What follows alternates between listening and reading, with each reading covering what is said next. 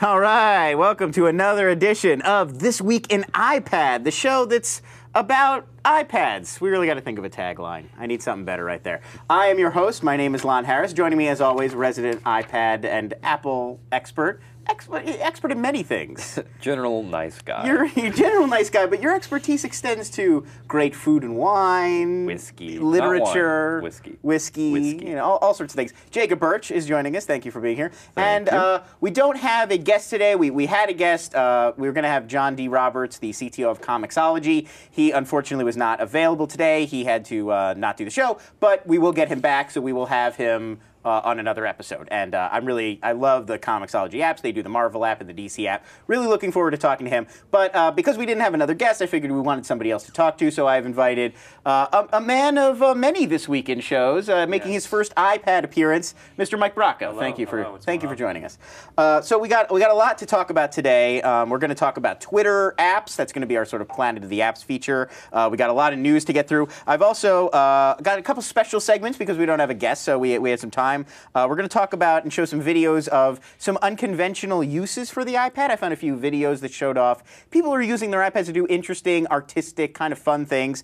And also, I collected a bunch of iPad tips, little simple things that I actually wasn't aware that you could do on the iPad, even after hosting the show for what seems like 30 years. I didn't know you could do this stuff, so we're going to look into it and explore some of that. And you guys can tell me if you already knew these things. Maybe I'm just an idiot and I didn't know it. And actually, I'll tell you, like, as an aside, this all started, this whole conversation of tips and little simple things that I didn't know I could do, because Mark Jeffrey, who is the CEO of This Week and shares an office with me, didn't realize this button right here on the side. You see this button? He did not realize that this button locks the screen so that your orientation won't shift. You can see I'm moving around. Normally the screen would be shifting, and it's locked now. And that happened to his, and he didn't realize it. And I had to show him that you flick that button, and then it unlocks it so you can change your orientation. So after seeing that, I realized, a lot of people are using their iPads, and they probably don't know all of these fun little quick silly things you can do to just save yourself a couple seconds at a time, and it's fun, and it makes you feel like you have a little bit more of a handle on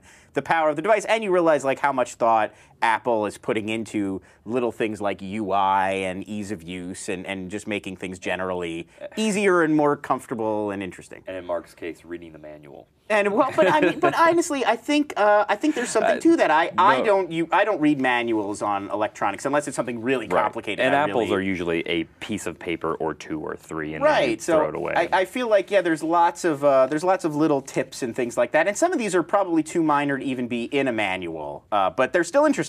But before we get into any of that, so it's a big show, but I do want to talk about, we have our very first This Week in iPad sponsor. So I'm really excited because it's not just a sponsor, and we're excited to have any sponsor, but it's a cool sponsor. It's a cool app. It's something I was excited to try out this week, and I'm excited to show off to you guys. It's an app called Print Magic. There's a version for the iPhone called just Print Magic. There's one for the iPad called Print Magic HD. It's produced by a company called Welalla, Wellalla. You can go to Welalla.com and learn more about it. It basically lets you print to any Wi-Fi connected or network connected printer right from your iPad, which is pretty amazing. Basically anything you can copy and paste and put on the clipboard, or any photo that you've got on the iPad, you can just print. So fortunately, I always carry a large Xerox printer on me, which is right behind me right now. So we're going to try it out here live on the air. No net, folks. We're trying it out live. Always interesting to try out hardware live, because you never know. But I've tried out Print Magic before. It works beautifully. So we're going to try it out right now. So here it is on my iPad. I guess we can put it up right here. They're all rooting for people to fail in the chat room. Oh, come on. Believe. You got to believe. So right here you can see the Print Magic HD icon. We're pulling it up. This is something I had previously put, some notes about Print Magic I had put in the clipboard, but I'm actually going to show you, here are some of the options. You can choose the printers. You can see here are all the available printers it's detecting here in the office. I've already chosen our printer that's right here in the room with me. You can see some other options, and we'll talk a little bit more about this. You can change, just like printer settings on any printer. You can say you want it landscape, you want it portrait, what size font, what kind of font you want, how many copies. And then you go back here, and then you can even show photos. This is the cool thing I wanted to show off. You can actually show photos any photo that you have saved on the iPad, you can print directly from this app. So you go here to save photos. I'm going to click right there. You can see here's a beautiful picture, a beautiful photo. Here, let me turn this to landscape so you can see better. Beautiful photo that was taken earlier by Derek, our studio manager and producer. It is magical. All you do, you hit print right here. It's thinking, it's printing. That says finish printing. I know it's a little hard to see. So we're going to just wait a few seconds. It's going to print right here behind me. And we're gonna see it. It's calibrating. It's thinking about it right now. If you're listening, you can actually hear. Can we cut to a shot?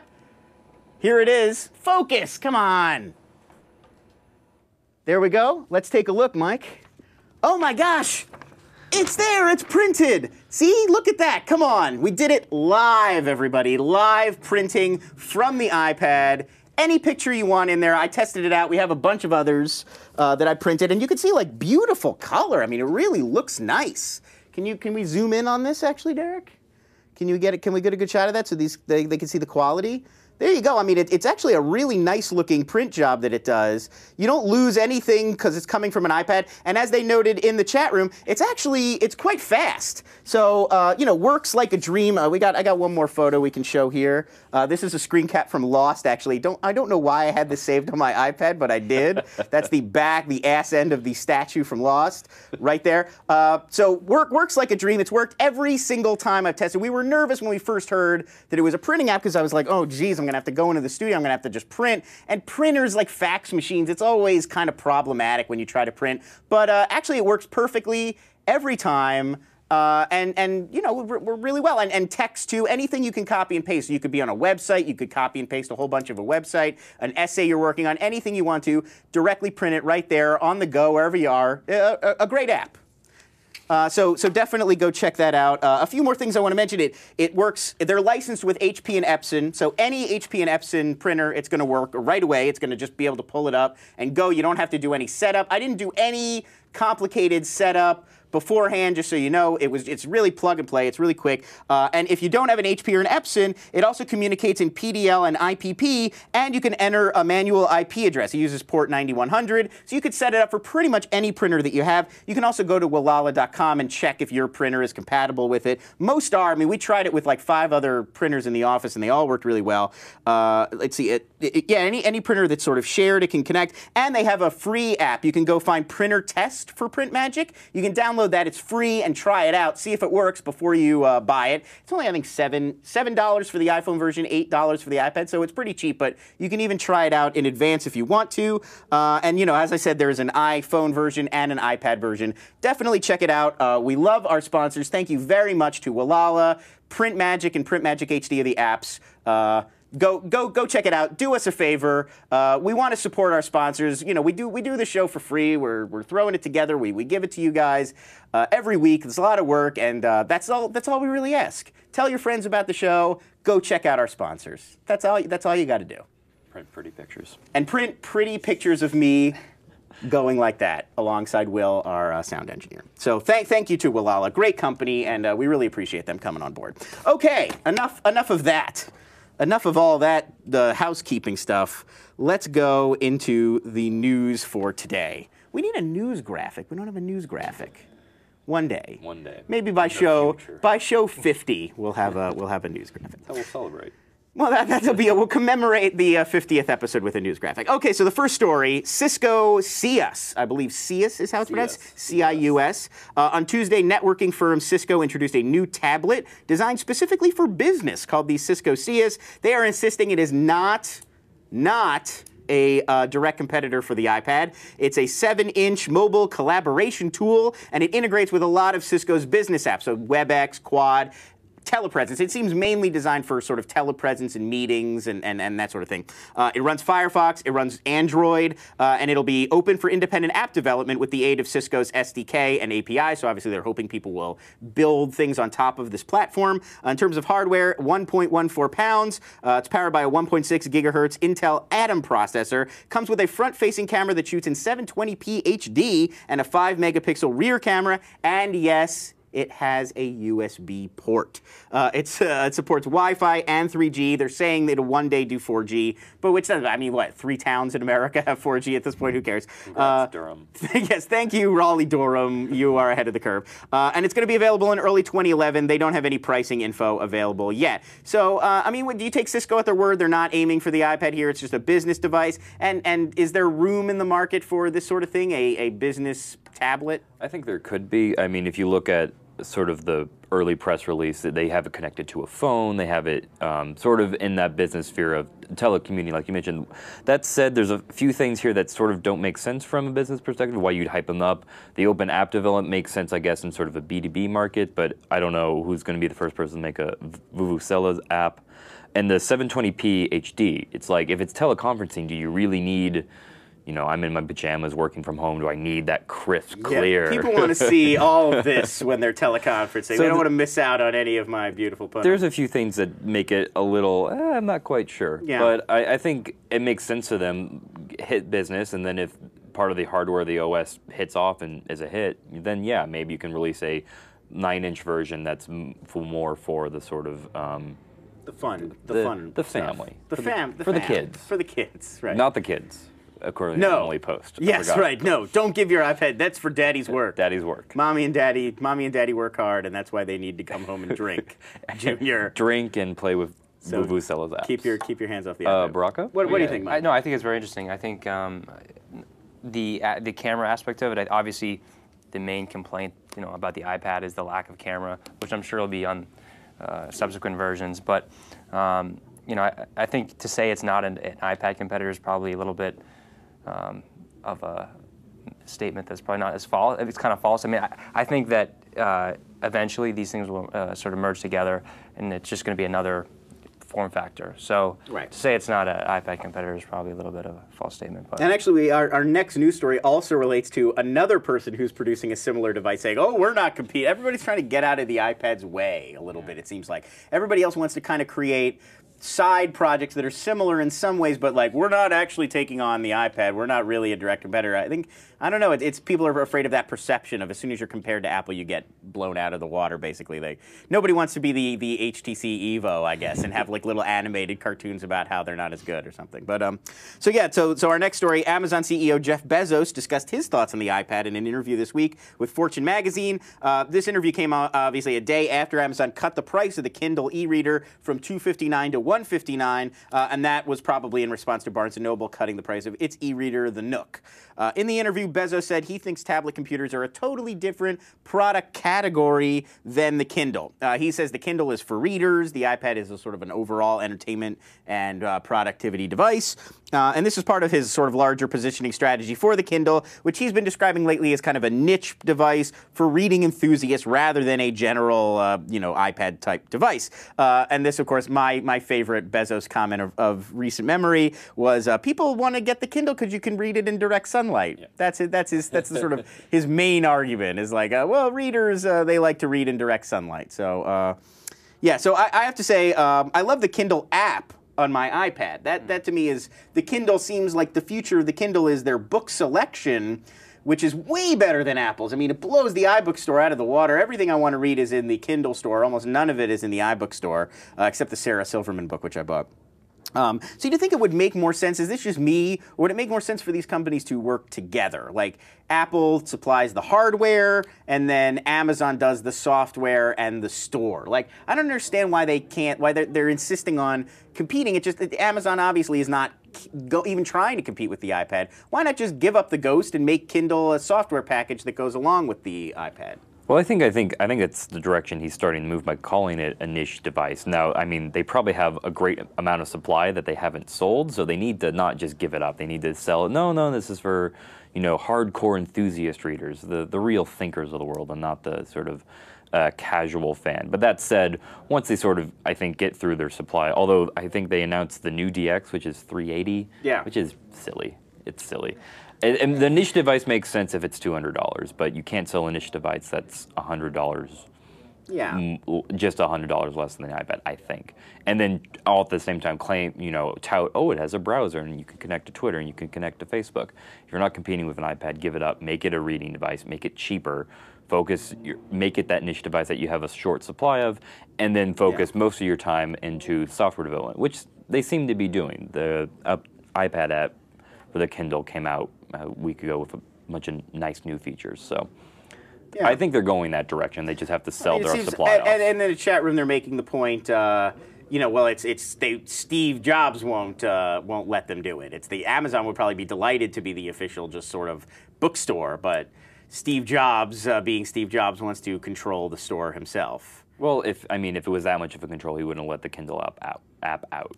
So, yeah, and we were talking actually about like the Seth Godin suggestion about the paperback Kindle, that it should be super cheap, right? Or as Mark Jeffrey is saying in the chat room, just give it away, and have that be, it's all about buying the books. It's really not about buying the hardware at all. I think anything like that makes more sense than what they're doing currently, which seems to be trying to go head to head and then not, like, sort of saying, oh, but we're not really going head to head. It just doesn't make a lot of sense to me. I saw Nick in the chat room had a question which I now can no longer see because it was so long ago, but I do want to get to it. He was basically saying, do we think web apps, there we go, thank you. Do we think iPad-supported web apps or native apps are the way to go? Do you guys have thoughts on that? I think it answers it depends. Yes. Something like Facebook and Yelp have figured it out in that they don't have apps on the iPad. They have their website, and that's what they have. They have iPhone apps, because iPhone apps makes them a lot more sense. You have to sort of really concentrate that content. But if you have anything at all that needs to access the brightness settings, which I guess is a private API and you're not allowed to do, but or access, I'm trying to think what's not in HTML5, not geolocation, the camera, things like that, you're going to want to make a native app on. But if not, why, might as well make it open, make it a web app, harness some of the WebKit, HTML5 stuff, and have at it. Yeah. Keep it cheap. Makes sense. I'm surprised Facebook hasn't released an iPad app yet. They just upgraded their iPhone app a couple days ago. But you're missing with HTML5. You're not going to be able to get notifications or anything like that, which you can get using the iPhone app. Push is a big one. You would lose out on push. Personally, I hate 99% of the uses of push notifications. I know one you're okay with. And that's when your magic asparagus Yes, I am good. Games, actually, I find, are the one places I don't mind push notifications, to be honest. Like, we ruled Dominion, which we had the Jim Spouto, the creator of Dominion, on here before.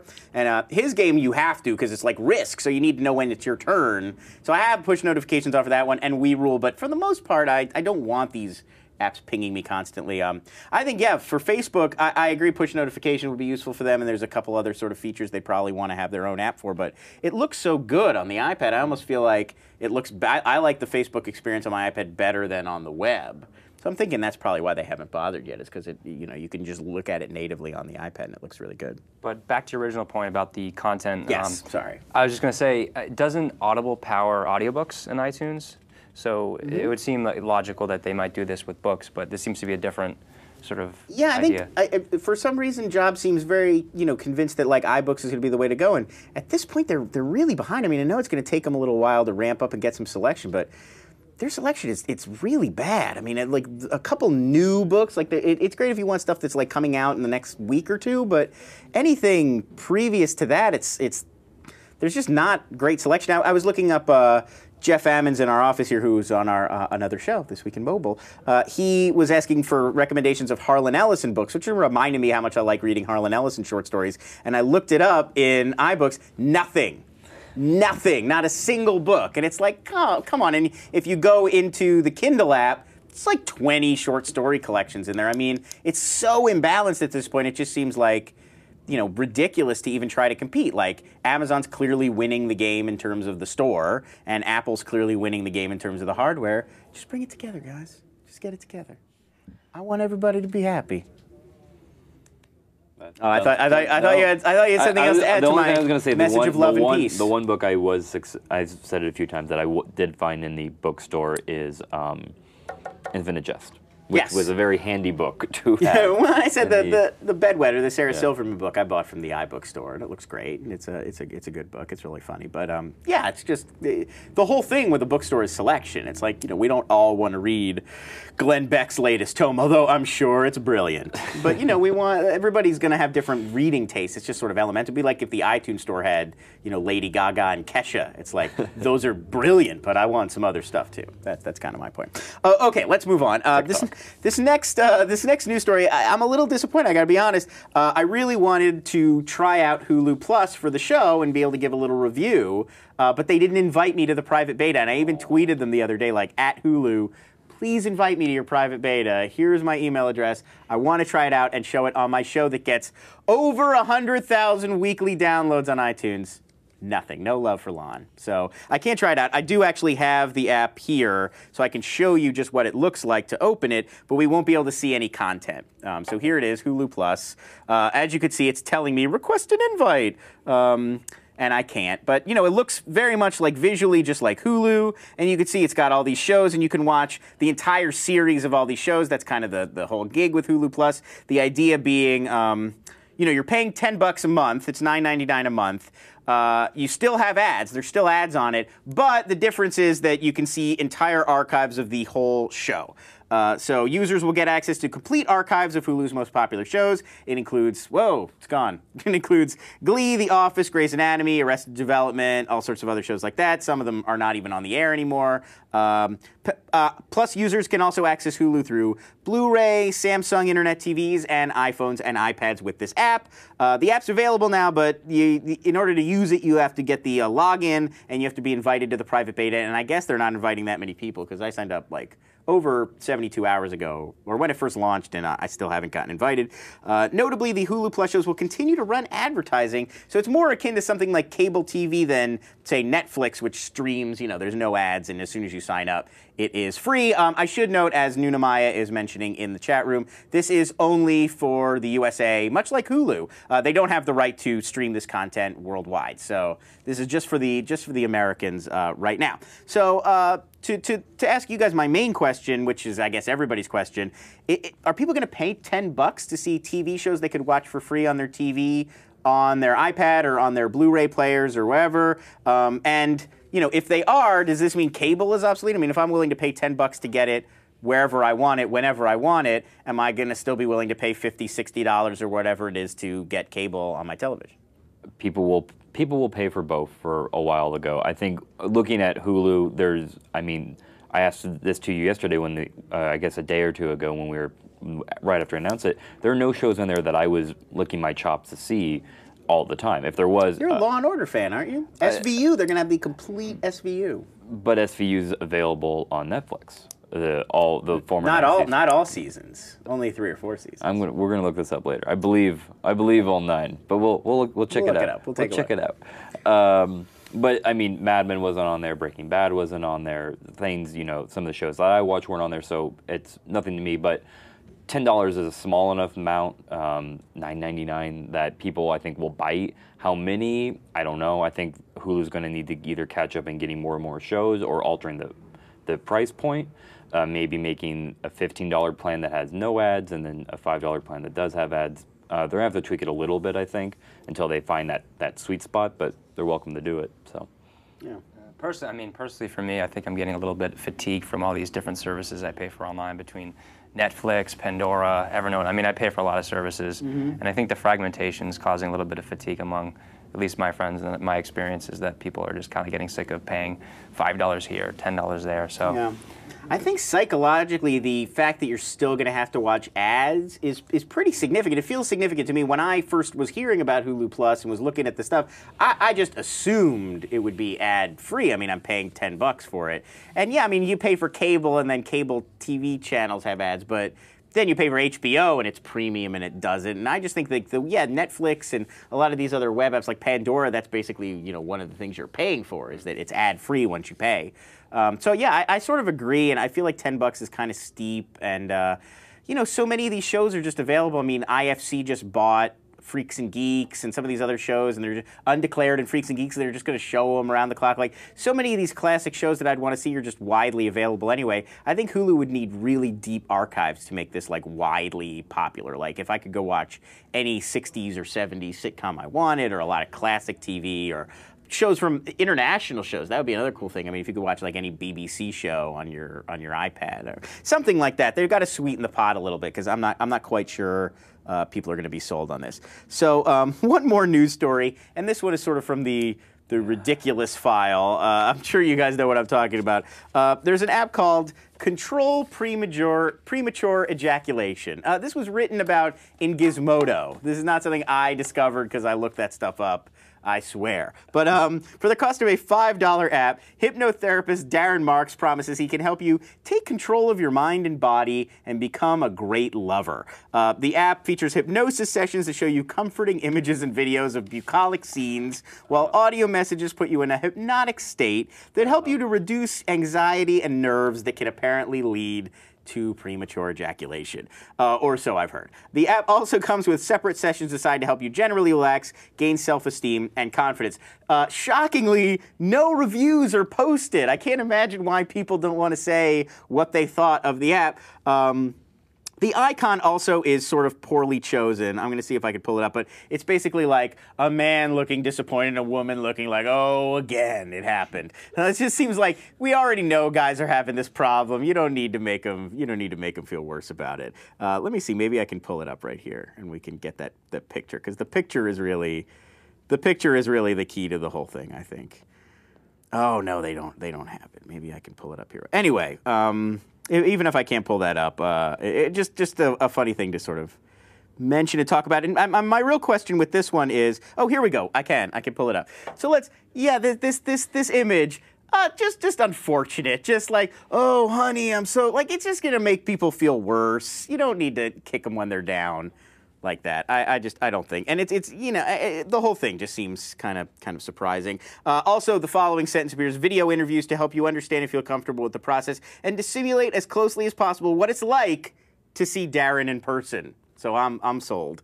Also, the app says that it warns that it features frequent intense sexual content or nudity, which is also odd, because I thought it was like bucolic scenes of the wilderness. Here's my question. Should Apple allow apps that deal with these kinds of like dubious medical solutions to your psychological issues in the App Store? I mean, do we think that an iPad app could actually help you with a psychological disorder? And is it irresponsible for Apple to let this through and sort of tell people it can cure them of a real condition with an app? What was the app called? The app is called Control Premature Ejaculation, Jacob. I didn't look up how much it was. I'm sure it's $5. $5. $4.99. All right. What was the question? Should they allow? The question is really like, is it irresponsible of Apple to allow this into the App Store? Because it's basically making a medical claim, like we can cure premature ejaculation. And I mean, I'm not sure if it would work or not, but it just seems the whole thing is like, wouldn't Apple want to shy away from making medical claims in the App Store? Yeah, probably. I mean, at this point, saying something funny happened in the App Store is sort of becoming redundant. Yes, they're agreed. Clearly getting floored. They're clearly going to be both false negatives and false positives. It is going to be about 1 or 2 a week. Some will be funnier or more useful in some people's cases. Maybe this would be a good ongoing feature, like the wacky app of the week or something. Yeah, that could work. As long as I have sound effects. You know who doesn't need this app though? Steve Jobs. Oh. Killing me. You're murdering me out there. We're gonna work on that. We're gonna work on that for next time. We're gonna work on that for next time. I'm waiting. Thoughts on controlling premature ejaculation, Mike Rocco? To your point about the sort of Apple letting this through, I've always thought that it'd be great to have sort of a certified and non-certified status of an app, so that you could sort of, if you wanted to venture out into sort of apps that Apple doesn't put the stamp of approval on, you could download. As to this specific app, I haven't used this one, but there have been other hypnosis apps that I've used on the iPhone that have been actually really useful. Wait. They're like hypnotic relaxation sort of applications. Okay. Just general. And they worked. They hypnotized you. Yeah. You wanted to bark like a dog in the middle of the night at one point. But good parties. You know, so I don't know about this app, but I think in general they're. All right, fair enough. Maybe I'm a believer in hypnosis. Maybe it's legit. Well, I've been hypnotized. You know, like if an iPad app could hypnotize you, but you know, who knows? Maybe. Okay, so let's move on. I did promise that we were going to look at some videos of some unconventional uses of the iPad. So here's the first one. Steve is cute. Oh, okay. Okay. They're letting me know that. Oh.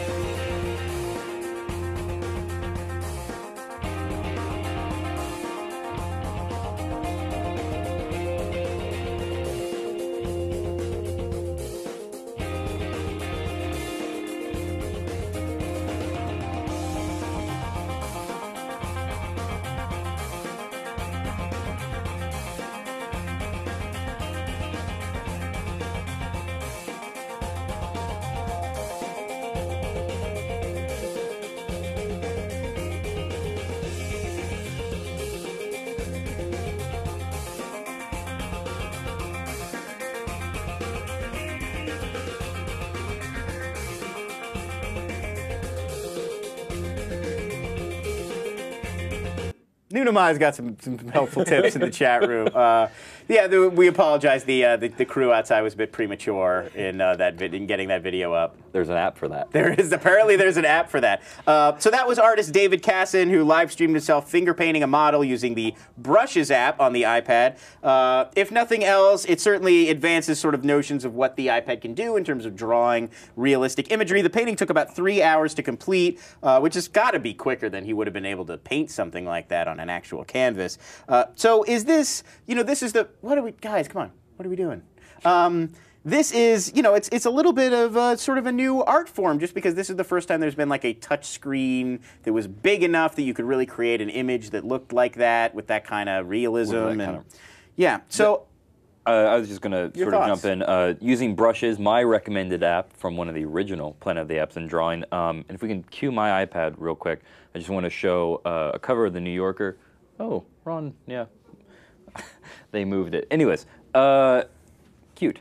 There's a cover in the New Yorker. You're up. There we go. A cover in the New Yorker. I believe. We apologize. There's some weird technical issues today. I apologize. A cover from the New Yorker.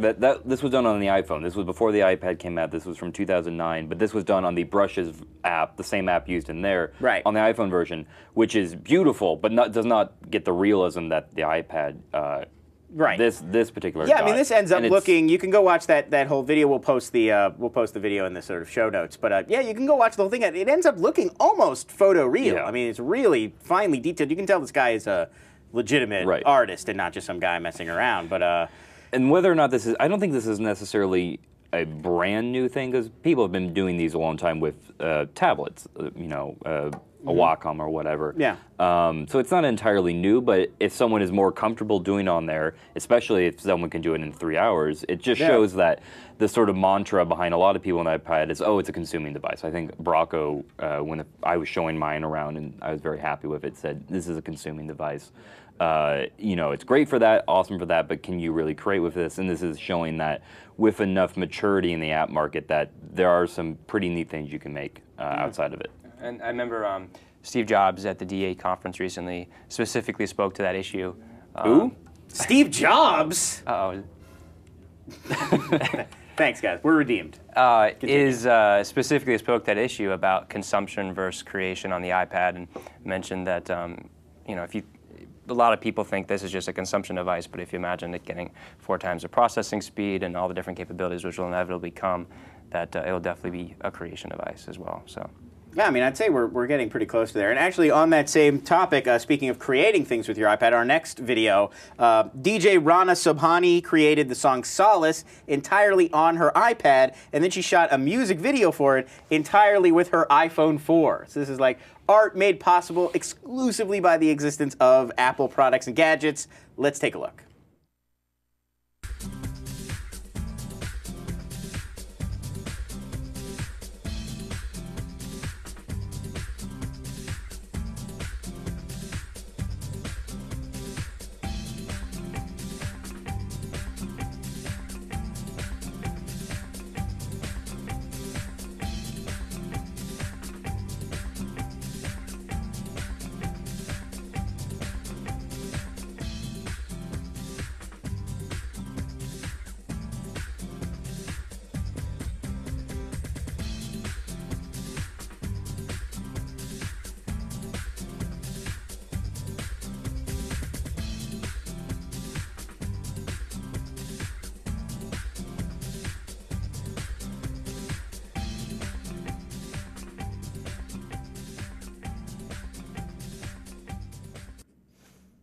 maybe not not on the level of a Kesha, but it's still interesting for being created on an iPad. So is the iPad ready for prime time as a music creation device? I mean, is it going to get there where people will be making legitimate albums on their iPads? I don't know if it's there yet, but I think it's pretty close. I mean, it depends on what kind of music. Clearly, electronica, things you can do with the Korg. Mark Jeffrey loves his mini Korg app. He does. Things like that, it's there. It's clearly there. Now, whether it's not, it's ready for something like even a level of GarageBand. I don't know if it's quite there yet, but I'm sure there's nothing that says it can't be there. Yeah, it seems like the desktop is still the place for stuff that needs a real fine touch, Photoshop or GarageBand or those kinds of things where, you need to actually have like a very detailed kind of interface and UI like that we're still sort of and really it's just approaching. It's the precision of the finger. Like you need to be able to have a absolute precise and, big pudgy hands like myself, not able to really do that. But in terms of music, just mixing, I'm sure we're around the corner, if not there already. Yeah, and actually, in those Iron Man films, I think that's where I think it's where I'm thinking the technology has to get to, where it's this three-dimensional interface and little motions. It's just much more intuitive. Where you could it's still with the iPad, like there's still a little bit of kludginess to some of the interaction. You have to make things bigger or smaller, and it doesn't always pick up exactly what you want. It's going to have to get really fine-tuned for you to do things like really make a great song on it or something. I mean, I think the biggest thing is that the market for people doing this dramatically increases because it's so much easier. I think with all these tools that the people who are creating are just, it's so easy with just touch. It's so intuitive that, you don't have to buy an app and load it up on your computer and load up your files. You can just capture stuff, have stuff right here, and just touch to do things. So I definitely think that from that standpoint, from allowing more people to create, is definitely a great thing. Yeah. So our final video, this one actually Apple liked so much they put it up on their website, is Jesse Roston. He explored some unconventional uses for the iPad around his home using the magic of advanced Velcro technology. Let's watch that.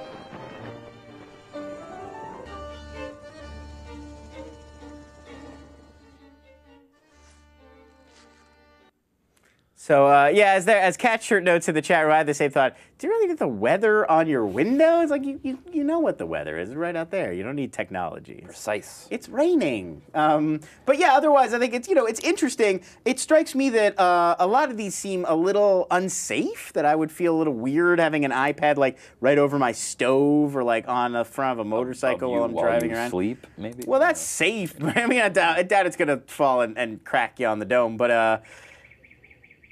Wow, things are happening around here today.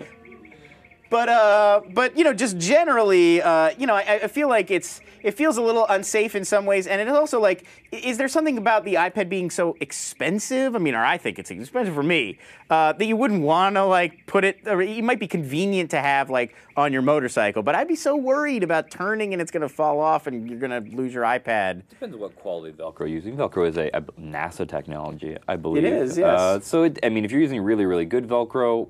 And it's a affordable luxury item as opposed to something you had to save quite a few paychecks up for. Sure, fun. Why not? I just feel like it might, and that might hold people from experimenting in these kinds of ways. There's probably a lot of applications like that you could theoretically do. Or if it wasn't maybe your main, if you were able to have like the house iPad that you put in a bunch of different places, and your own mommy and daddy's work that you keep with you, right. Then you can lose the family one, and you're not as so concerned. You can put Velcro on it and.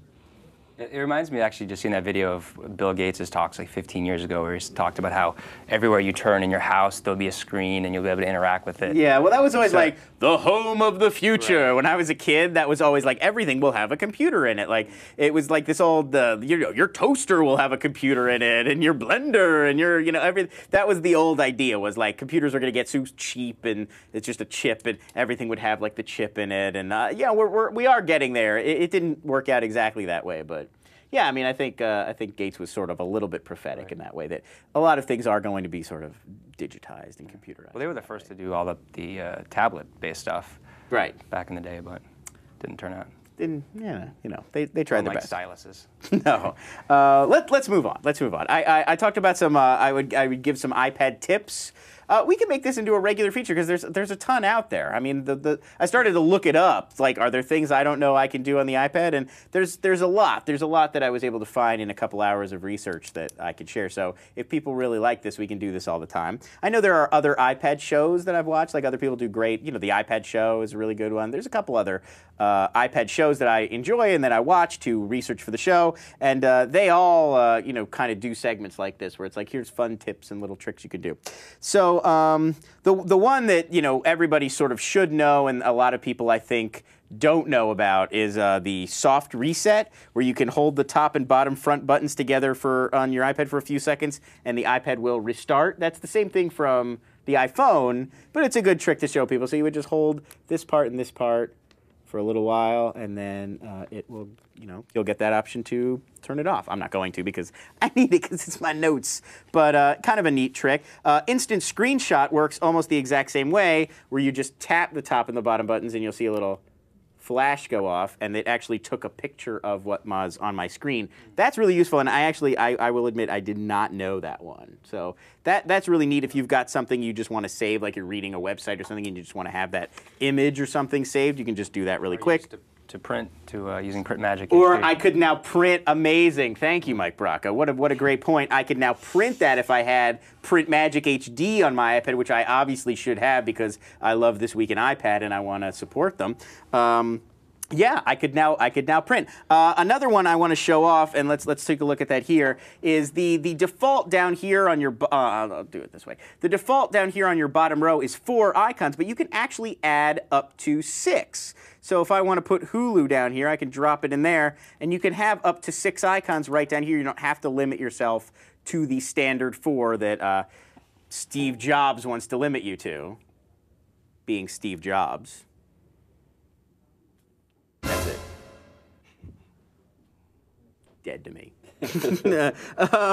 One more basic one that I want to talk about is a site called iPadPeek.com. Have you guys ever seen this? I have not. You can actually see what any website would look like on an iPad. It's obviously not going to work that well from here because I'm on an iPad. But if you're on a desktop computer, you can go to iPadPeek.com. Here's what the website sort of looks like. Wrong camera. This side.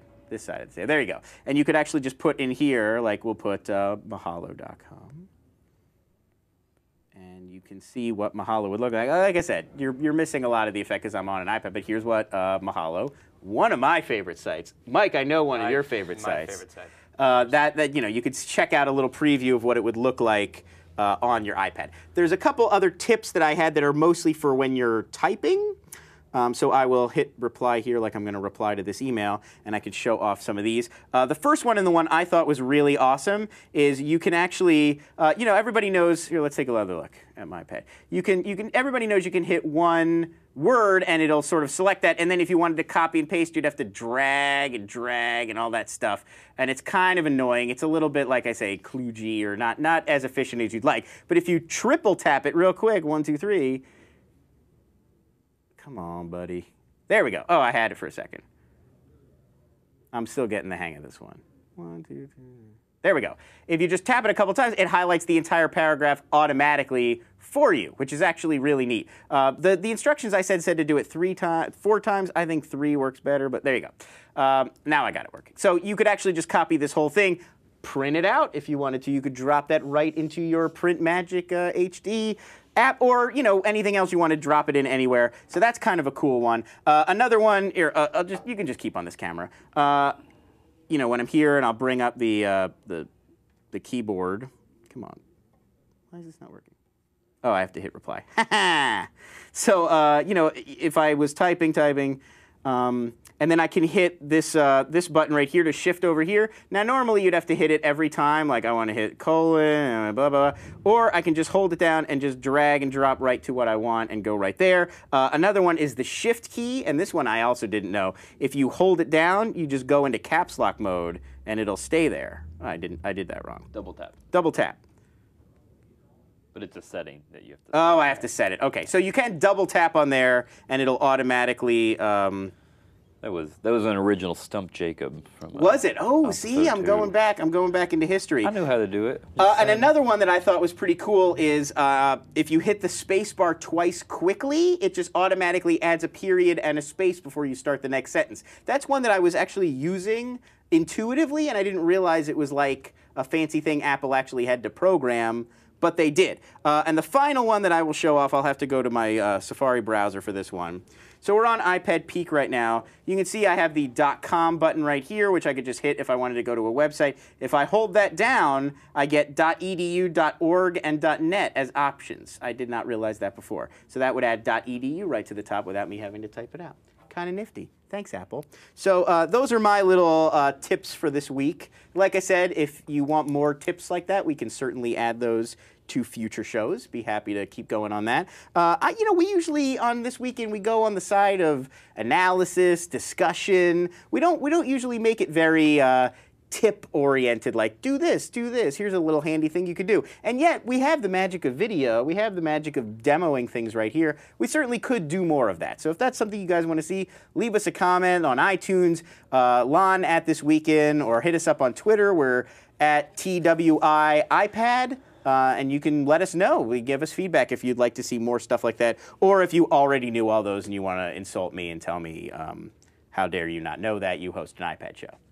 Either way. Or we want to hear you sing every episode. Or we'd like you to demo SoundHound every time, which I would be happy to do, because I love to sing and I have a beautiful voice. Okay, so let's move into my favorite segment of the show, maybe everybody's favorite segment of the show, a little thing I like to call Planet of the Apps. You maniacs! Damn you! God damn you all to hell! Don't download it, Lon. You might not like how it runs. I might not. Sometimes I don't. Sometimes I do, sometimes I don't.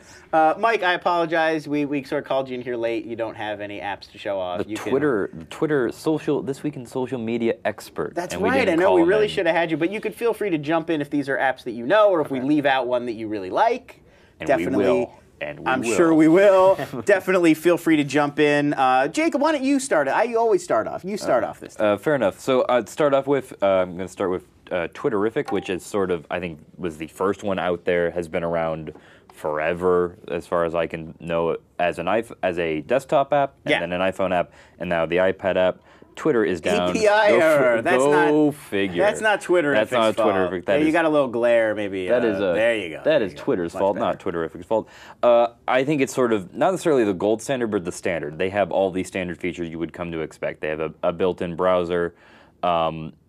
If you buy the paid app, which I have not, I actually do have the paid app. You get multiple accounts and you don't get ads. There's a free app that's ad supported, one account. I only have one account, so it works really well for me. Separated by mentions. One account, jeez. Support for lists, fairly good interface. I have a couple of complaints. I don't think favorite needs to be on every single tweet on the side. Taking a little bit of space there. The entire favoriting concept on Twitter is like my least favorite aspect of Twitter. I don't use it ever. I favorited something once, but for the most part, I'll go to the link. Very rarely is 140 characters worth remembering. Yeah, like, maybe a link they gave is there, and then I'll throw it on Instapaper or bookmark it. Yeah. But the interface is slick. It's fast enough. I apparently did accidentally favorite something. Again, a reason why I don't like having the favorite thing on the end. You got still some glare there. But for the most part, let you a intuitive interface that lets you do what you need to do, has all the basics. Some of the stuff, the other two I'll be getting into later, have a little bit more. But that said, it's free. The other two apps I download are not free. So if you just need something to access Twitter from, you don't want to use the website, get Twitterific. Right. Makes sense. So the first one I'm going to talk about is called Tweet Arena. Let's take a look. This one is it's not a bad app. It's not poorly done. It's just it's gray. It's a little grim. It's not very exciting. There's really not a ton that you can do with it that you couldn't do on other better looking, more intuitive apps. The key to this one, you open on your timeline. So these are all of my tweets. You can see, of course, I follow AV Flocks. Why wouldn't I? And then you hit the menu. This is really where the entire app runs off of. It's off of this menu with some of these buttons, and some of this, like, it's not very intuitive. It's not easy to use. They make you work. There's probably This app makes you make 3 to 4 clicks for everything that would take you one button on another app. So if I want to shorten a URL, I can. I go here, and then I shorten it here, and then I get that URL, and then I go back and write a new tweet. Same with search. Same with looking at mentions. And even if I want to click on a link somebody sends me, I got to click on it. I got to go down here to links. And then I got to pick which link I want rather than just hitting it with my finger. Little things, but they make a difference. The UI makes a difference. It's just a little bit clunky. It's just a little bit poorly designed. Having said that, it's fairly full-featured. It does have one thing that no other app that I looked at for Twitter has, which is a Follow Friday feature. And by clicking it, I realized no one is Follow Fridaying me, like, ever. Like, I don't know if it's... Oh, there we go. So these are people, I guess these are people I follow that I could theoretically follow Friday? I don't even actually get how this is working. And then post. So I would click who I want. That's how it works. I would click all the people that I want, and then I would hit post, and it would automatically follow Friday for me. Follow Friday just needs to go away. Yeah, I actually know at Micah on Twitter is the guy who he says he created Follow. When I met him, he was like, I'm the guy who created Follow Friday. Seems like something that wouldn't even really need to be created, which I guess is a testament to him and how clever it was that he created something that was so immediate that you were like, oh yeah, of course, Follow Friday. No one even have to invent that. But yeah, I feel like people kind of don't do it very well. Like, they just put a bunch of names and it's sort of useless. If you pick one person and describe why, I think that's cool and that's useful. But right. So everybody should follow Friday, me, and this show, but not, just random names, because this doesn't do anything for anybody. I was Follow Friday 2 weeks ago. Look at you. Look at me. Yeah, very nice. But yeah, I mean, just as a general tip, and I know this is not a social media or Twitter show, but I'm just going to throw this out here. And it's something I used to talk about on This Week in Twitter when that show still existed. Anytime I see just like at blah, blah, blah, and it's like 20 different names, I think that's a spammer at this point. So you're not doing yourself any favors if you're Follow Fridaying in that way. 1 or 2 people, and then a little blurb about why I should follow them. Much better. Anyway. Next. That's Tweet Arena 2, actually. Osfoora is next. It's Osfoora. Because they wanted something that was really easy to remember. Right. And why wouldn't you? Osfoora? Osfoora? Okay. I hope I'm saying now that right. I'll remember that forever. So sort of same idea alongside Twitterific. Let it load. Same basic interface. You have a reply button on the right. You can view conversations if it's part of a conversation by clicking that and this. I kind of like that. It's got some really neat animations. It's very badge and icon heavy, which is both a good thing but also a complaint. When I first loaded it up, I had 200 unread tweets, and they have a mark all as read button up here, but I sort of want it. I've either gone to the top, no more, get the badges away. Otherwise, I had to scroll down. One thing they have that I haven't found on any apps, although I think Bronco might have one to show off at any point, is a Tweets Near Me feature sort of built in. And it will show a map right where you're near, and just sort of people who have decided This is awesome. Have decided to geotag their tweets will show you where they're at, what they said, and then it'll load the tweet up that way. Yeah, I love the interaction with maps. It's almost like Goala for tweets. Right. This version of it. Is it full functioning with Google Maps right there? Like, could I look up the traffic between me and somebody else who's tweeting? I don't believe. Like, oh, yeah, I can see that being kind of handy. I want to rush to this person. I gotta go to Bay Cities and meet that guy. What's the traffic like? The walk traffic. Yeah. My complaint, as I sort of hinted at, it's sort of a very icon-heavy, almost cluttered environment. They have a lot of icons that don't exactly explain what they are. Things get sort of clouded and convoluted as opposed to Twitterific, Echofon, which I'll be talking about later, or Tweety 2 on the iPhone, which became the official. Which is now Twitter for iPhone. Which is now became the Twitter app and will become the Twitter app on the iPad eventually. Made by Lauren Bechtel, the same, not Lauren Bechtel, that's the same CEO. I forget his name at the moment, but the same iPad, same iPhone developer will be doing it. So yeah, the map feature is neat.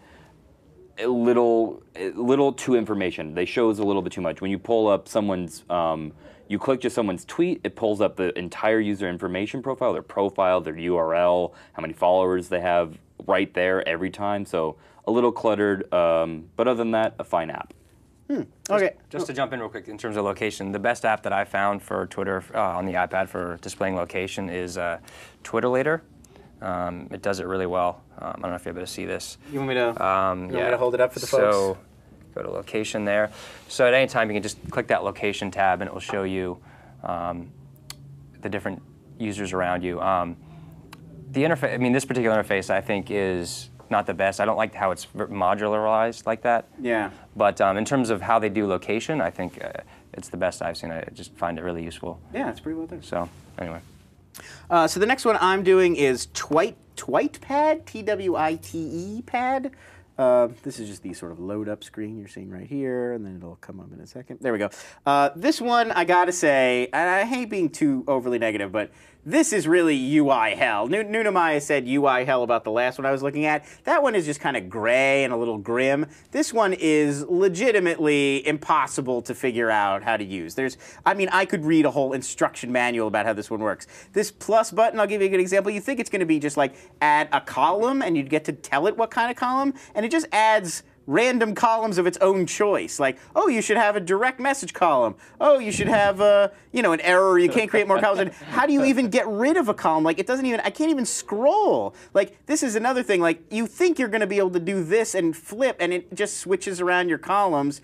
This one, you actually have to hit this button. I still can't figure out how to make the columns go away. And then here they've got this browser that always loads up to their website. So even if I left it on another website, and then you think this is going to be, just a URL, and it does a Google search, like it's searching Google for you, and even if you hit X, nothing really happens. Like it's legitimately one of the most clunky, hard to use, poorly designed apps I've ever seen. And you get this little box down here, and it's like, what is that even doing? And then I click here, and it's bringing up mentions, but I already have a column right here, so it's blocking a column of mentions with a column of mentions. And how do I get that to close? There's not even anywhere to click to close it. Seriously, like being lost inside my iPad. It's just noisy and chaotic, and it was kind of full feature. When I played around with it for a while, I actually discovered like it's somewhat powerful. Like they built a lot in there. You can track conversations. They actually have the ability to do conversation tracking like Hootsuite would on the web. And it's integrated with Instapaper, which is kind of handy if you had stuff you wanted to sort of drag and drop into your Twitter account. And then having a browser window in a Twitter app is actually kind of nice. I sort of like having that.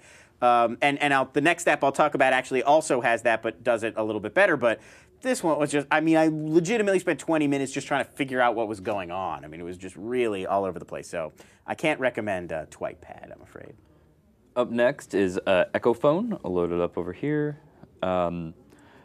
Again, the last Twitterific, Osfoora, and this similar layouts. Osfoora did not have the thing on the left, but other than that, very similar layouts. But Echofon has a few things on the iPad I like a lot. It's a lot simpler in UI than Osfoora is, but at the same time has Instapaper support. It can sync between desktop, iPhone, and the iPad. I'm not a giant fan of the desktop app itself, so I don't use that, but I tested it out and worked fine. Syncs what you've read, unread, mentions you've seen, direct messages you've seen. The same basic feature does not have the map feature. So really it was sort of the best of the bunch that I tried out. It had sort of everything of the former two, the UI Twitterific I liked, sort of the Instapaper features. The only thing that's really missing is the map and the sync thing. If you're someone like Mr. Bracco, who is on 8,000 different Apple devices, you want to sync with your Newton something like that, you're able to do that. Right. So Echofon gets my recommendation of the one I tried out. I got to sync it to my Apple IIe. You're That's right. my main concern. If it syncs over there, I got to get my basic on here. Yeah, so Echofon actually great app, and I used to use it on the iPhone until I believe it came out. The Plus version came out very, very recently. Yeah, and I used to. It was my go-to iPhone app until I started using Tweety, which then became the official Twitter app when they bought it. But yeah, always been a great app, and really reliable and just very intuitive. Like sort of the opposite of the one I was just looking at, Twitepad, which is it just sort of makes intuitive sense, even if it's not that robust in terms of features. Everything you want to do is sort of at your fingertips. We'll now look at my favorite app for Twitter on the iPad, the one that I actually use, which is TweetDeck. Also a pretty well-established site. Their web app is also pretty popular. Here you can see there are some downsides. I will say it's not a 100% review. One thing I really like that the others are missing is you just hold down and just like the front page of the iPad or the iPhone, you can get rid of or add columns really easily. There is something of an issue with phantom columns. Like I'll delete them and then I'll come back the next time and they're back, which is kind of annoying. But I love the way that you get to sort of pick around. And also a really intuitive, really well done system of when you click a tweet, it gives you all your options right here in a really neat drop-down menu. Do you want to reply, retweet, direct message, and even if there's a link in it, one click and you go check that out. And this is what I really like. It's got a very nice browser right here. It's being a little slow right now, but it's got a really nice browser right here in the app. There it is. It's a Mashable article.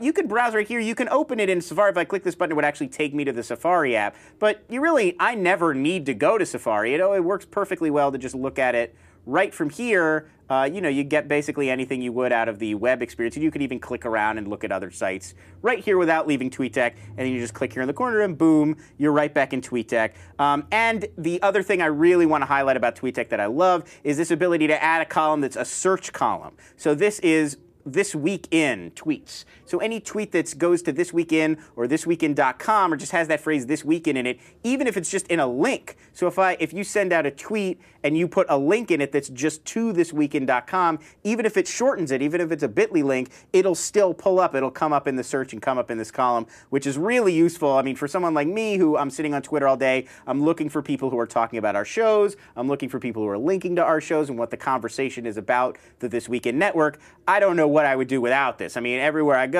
whenever I'm with my iPad and I'm somewhere out, I want to take a look every half hour or so and see what the conversation is about this weekend. So totally invaluable, and I've never found another Twitter app on my iPad that has that functionality that's done that well and that's that useful and immediate. So definitely my favorite, and honestly, it's not even close. Like none of the other Twitter apps I've tried out on the iPad even approach TweetDeck.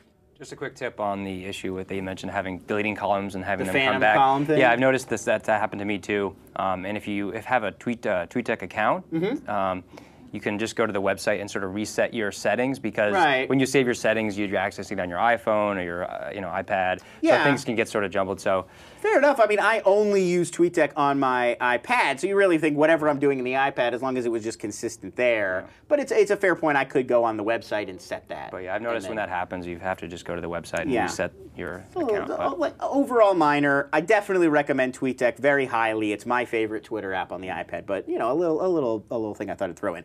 We are over time.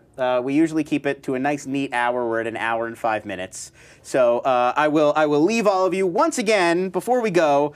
Really, really, truly want to thank Print Magic HD. We're so excited that Willala came on board. We have a few more sponsors actually that are already sort of very close. That are coming in the next few weeks. The show is doing well. We're building an audience on iTunes especially, and here live and on YouTube. But thanks to everybody who's watching. We really appreciate it. Leave us comments on iTunes. Give us feedback. You can write me. You can contact us on Twitter. I'm at Lons. We're at TWI iPad. Thanks for watching. Tell people about the show, and thank you so much for supporting Willala and Print Magic. Go check out the app. You won't be disappointed. It works. It works great. It worked the first time I tried it. Really intuitive. Really, really well done. And also, I want to let everybody know, stay tuned because we got 2 new shows coming on after this. 2 new shows tonight, never seen before on This Weekend. This Weekend Video Game starts in 25 minutes from right now. So definitely stay tuned. Michael Ludden, Andrea Renee are the hosts. Chad Kinselmo is a friend of mine, is going to be doing an awesome feature about classic retro retro nostalgia video games. You don't want to miss that. It's going to be a lot of fun. And then after that, at 8 p.m. Pacific tonight, we've got This Week in Music, the first ever episode with Asha K, the host, extremely knowledgeable about local music, indie music. She knows everything. She knows everybody. That's going to be a really fun show. So stay tuned for those shows. It starts in 25 minutes. Right here, you don't have to move. You don't have to go anywhere. Thanks a lot for watching, and we'll see you next time on This Week in iPad.